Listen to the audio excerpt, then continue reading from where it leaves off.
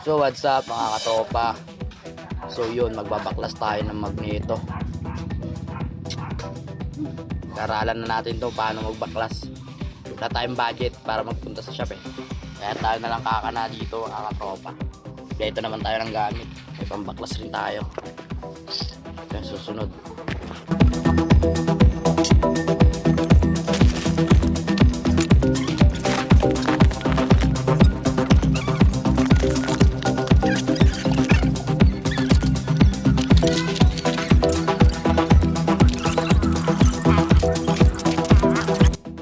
Ang mga katropa, nabaklas na natin.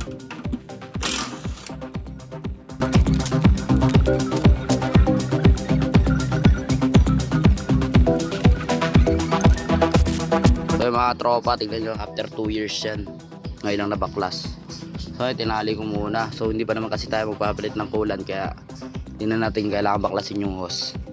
So yan, let's go, ilinisin na natin. Ito nga pala yung kanya. Sobrang dumi na rin. Linisan na natin to mga tropa. PCBT na rin tayo. Ito na panlilinis natin.